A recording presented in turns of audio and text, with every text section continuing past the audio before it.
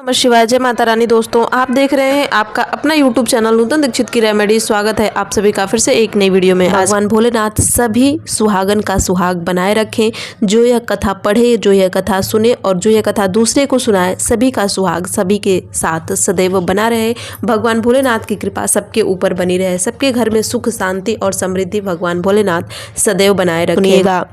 बहुत समय पहले की बात है, एक साहूकार के 7 बेटे और एक बेटी थी जिसका नाम था करवा। सभी सातों भाई अपनी बहन से बहुत प्यार करते थे, यहाँ तक कि वे पहले उसे खाना खिलाते और बाद में स्वयं खाना खाते थे। एक बार उनकी बहन ससुराल से मैके आई हुई थी।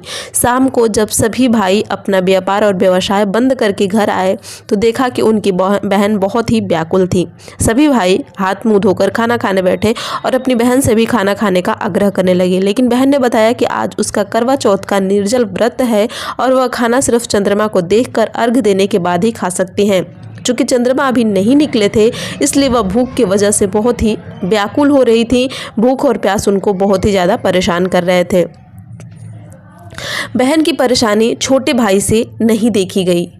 उन्होंने दूर पीपल के पेड़ पर एक दीपक जलाकर चलनी के ओट में रख दिया और दूर से देखने पर वह ऐसा प्रतीत हो रहा था कि जैसे चतुर्थी का चांद उदित हो रहा हो। इसके बाद भाई अपनी बहन को बताते हैं कि चांद निकल आया है, तुम उसे अर्घ्य देने के बाद भोजन कर सकती हो। बहन खुशी के मारे दौड़ते दौड़ते सीढ़ियों पर चढ़कर जाकर देखा तो चांद को देखती हैं और अर्घ्य देकर खाना खाने बैठ जाती हैं।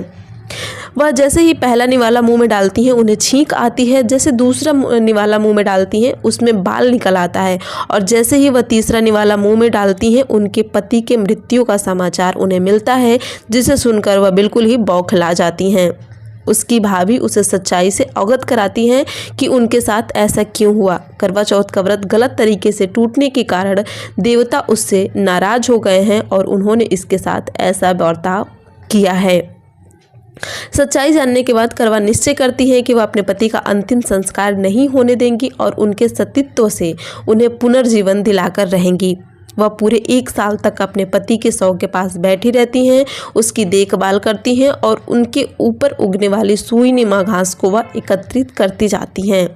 1 साल बाद फिर करवा चौथ का दिन आता है। उनकी सभी भाभियां करवा चौथ का व्रत रखती हैं और करवा से आशीर्वाद लेने आती हैं। वह प्रत्येक भाभी को बोलती हैं कि यम का सुई ले लो और पिय सुई दे दो, मुझे भी अपनी सुहागन बना दो, ऐसा आग्रह करती हैं। लेकिन हर भाभी अगली भाभी से आग्रह करने के लिए टालकर चली जाती हैं। इस प्रकार जब छठे नंबर की भाभी आती हैं तो करवा उनसे भी यही बात दोहराती है। यह भाभी बताती हैं कि छोटे भाई की वजह से उनका व्रत टूटा था, अतः उनकी पत्नी में वह शक्ति है कि तुम्हारे पति को वह दोबारा से जीवित कर सकती हैं। इसलिए जब वो आए तो तुम उन्हें पकड़ लेना और इसी प्रकार से आग्रह करना, जब तक वो तुम्हारे पति को जिंदा ना कर दे उन्हें छोड़ना नहीं। ऐसा कहकर वह भाभी चली जाती हैं और करवा अपने मन में सोचती है कि जब छोटी भाभी आएंगी तो उन्हें मैं बिना सुहाग लिए जाने नहीं दूंगी। अंत में सबसे छोटी भाभी आती हैं। करवा उनसे भी सुहागन बनने का इसी प्रकार आग्रह करती है, लेकिन वह टाल मटोल करने लगती हैं। इसे देख करवा उनसे जोर जबरदस्ती करने लगती हैं और बहुत जोर से पकड़ लेती हैं। अपने सुहाग को जिंदा करने के लिए कहती हैं। भाभी उसे छुड़ाने लगती हैं, नोचती हैं, हाथ खींचती हैं, बहुत प्रयास करती हैं, लेकिन करवा नहीं छोड़ती हैं। अंत में उनकी तपस्या को देख के भाभी का मन भी पसीज जाता है और वह अपनी छोटी उंगली को काटकर उसमें से अमृत करवा के पति के मुंह में डाल देती हैं। करवा का पति तुरंत ही श्री गणेश कहते हुए उठकर बैठ जाते हैं। इस प्रकार प्रभु कृपा से उनकी छोटी भाभी के माध्यम से करवा को अपना सुहाग मिल जाता है। वह पुनर्सुहागन बन जाती है और करवा चौथ के व्रत को पूरे विधि विधान से और रीति रिवाज से संपूर्ण करती हैं। अंत में उनकी तपस्या से उनका सुहाग उन्हें मिल जाता है।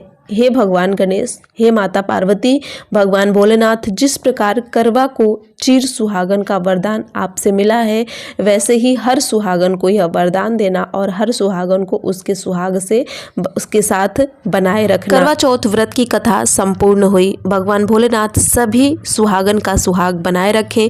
जो यह कथा पढ़े, जो यह कथा सुने और जो यह कथा दूसरे को सुनाए, सभी का सुहाग सभी के साथ सदैव बना रहे। भगवान भोलेनाथ की कृपा सबके ऊपर बनी रहे। सबके घर में सुख शांति और समृद्धि भगवान भोलेनाथ सदैव बनाए रखें। वीडियो कैसी लगी कमेंट करके ज़रूर बताइएगा। चैनल पर नया है तो सब्सक्राइब भी ज़रूर करिएगा इसी प्रकार की और भी बहुत सारी वीडियोज़ को देखने के लिए।